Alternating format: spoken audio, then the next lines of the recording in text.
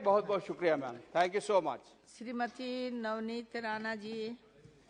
अध्यक्ष महोदय, बहुत बहुत धन्यवाद। सप्लीमेंट्री डिमांड्स फॉर ग्रांट 2019, 20, 22, 23 के लिए बोलने का आपने मुझे मौका दिया, उसके लिए आपका बहुत बहुत धन्यवाद करती हूँ। पहले तो मैं ऑपोजिशन के तरफ से बहुत सारी आवाजें सुन रही हूँ जब से इस पे चर्चा हो रही है। एक कहावत बहुत अच्छी है, पहले तो उन पे ही बोली जाए, तब मैं आगे अपनी डिमांड्स फॉर ग्रांट है और डिपार्टमेंट जैसे हाउस से परमिशन मांग रही है आगे डिमांड्स के लिए। टाइम है तो इसलिए मैडम मैं बहुत ज्यादा समय नहीं लूंगी, पर जैसे डिमांड फॉर ग्रांट के लिए सप्लीमेंट्री आज हाउस के सामने रखा गया है। बहुत सारे ऑपोजिशन ने बहुत सारी चीजें बोली कि मोदी जी ने क्या किया, मोदी जी के मंत्रिमंडल ने क्या किया। एक बात उन पे बोलना चाहती हूँ, सच को सच करने के लिए दो लोगों की जरूरत होती है, एक तो सच बोलने वाले की और दूसरा सच सुनने वाले की। तो मुझे नहीं लगता है सच सुनने वाले यहाँ पे ऑपोजिशन में कोई बचे हैं, क्योंकि जिस तरीके से काम ये मंत्रिमंडल और हमारे प्राइम मिनिस्टर जी कर रहे हैं, जल शक्ति के माध्यम से हमारे जो मंत्री जी ने सिर्फ केवल एक हमारे क्षेत्र के लिए 1200 करोड़ रुपए, ऐसे हर जिलों के लिए कितने करोड़ 100 करोड़ रुपए उन्होंने दिए होंगे हर घर जल योजना के माध्यम से। हर घर जहां पर जल की आवश्यकता वहां पर नल की योजना देकर, डैम से पानी अपलिफ्टिंग करके वहां पर टैंक्स बनाकर उनको पानी पुरोठा के काम के माध्यम से।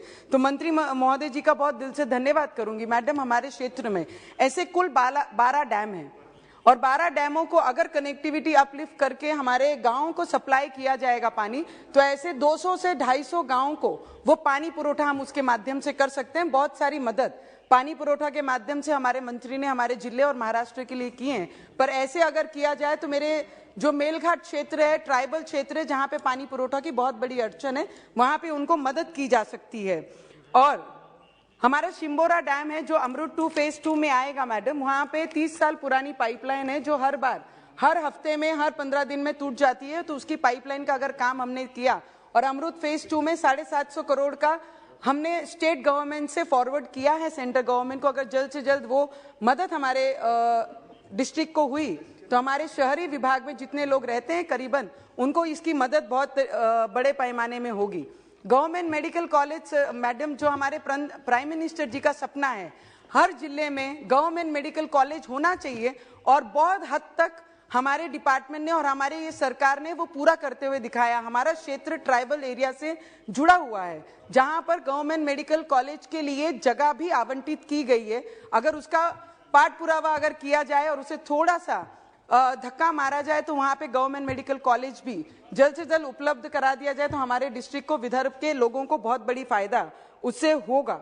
इरविन हॉस्पिटल है वो अभी 300 बेडेड का है, पर जहां पे डिवीजन हमारा हेडक्वार्टर है, हमारा डिस्ट्रिक्ट, वहां पे अगर 750 से 1000 बेडेड किया जाए तो गरीब लोगों को जो वहां पे जाके अपना इलाज कराते हैं उनके लिए भी बहुत मदद होगी। मैडम, सभी लोगों ने, ऑपोजिशन ने कहा, महाराष्ट्र के मेरे कुछ कलीग ने अभी बात करते हुए कहा कि क्या किया, टैक्स में क्या किया, जीएसटी में क्या किया, डॉलर्स में क्या किया। अरे परसों ही 11 तारीख को मोदी जी ने विदर्भ, जो सबसे निग्लेक्टेड एरिया माना जाता था, उनके गवर्नमेंट में, उनके शासन में पिछले दिनों में 4 दिन पहले मोदी जी, प्राइम मिनिस्टर जी वहां पे आके कई 100 करोड़ों का समृद्धि महामार्ग, बाला साहेब ठाकरे महामार्ग बनाने का उद्घाटन किया गया, एम्स का उद्घाटन किया, वंदे भारत का उद्घाटन किया, मेट्रो का उद्घाटन किया। ये ऑपोजिशन के लोग क्यों भूलते हैं कि अच्छी चीजों को भी ये सभागृह को अवगत कराना चाहिए कि ये राज्य में किस तरीके से सरकार काम कर रही है। पर वो सब चीजें ना बात करते हुए ऑपोजिशन करना है,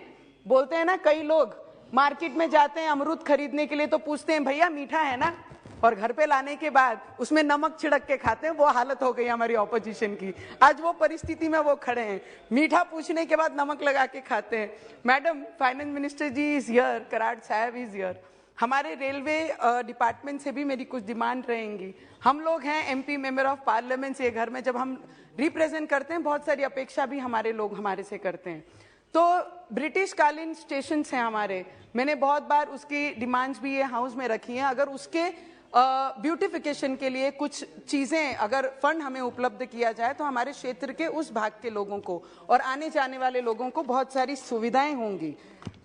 और वंदे भारत जो हमारा सपना है, हर मेंबर ऑफ पार्लियामेंट का भी सपना है कि वंदे भारत जिस तरीके से नागपुर से 11 तारीख को हमारे प्राइम मिनिस्टर जी ने उद्घाटन किया, उसी तरीके से हमारे क्षेत्र से अमरावती से वंदे भारत की नई दिल्ली के लिए भी वंदे भारत शुरू की जाए, उसकी भी मैं विनंती आपके माध्यम से करती हूँ। पंतप्रधान सड़क योजना जो गांव को जोड़ने वाले रास्ते हैं, उसके भी बहुत सारे फंड हमारे सेंटर से हम लोगों को मिले। 175 किलोमीटर मेरे क्षेत्र को यहाँ से सेंटर से प्राइम मिनिस्टर जी के योजना से हमें हमारे लोगों को व्यवस्था के लिए दिया गया है। तो मेरी डिमांड यही रहेगी कि ग्रामीण क्षेत्र, ट्राइबल क्षेत्र के ऐसे कई सड़क हैं, उसको जोड़ने के लिए अगर प्राइम मिनिस्टर जी के ये योजना से हमें और फंड दिया जाएगा तो मेरे गांव के जो गांव एक दूसरे के साथ जुड़े नहीं है, उसे जोड़ने का मौका हम लोगों को अपने क्षेत्र में काम कर लोगों को जोड़ने का मौका मिलेगा।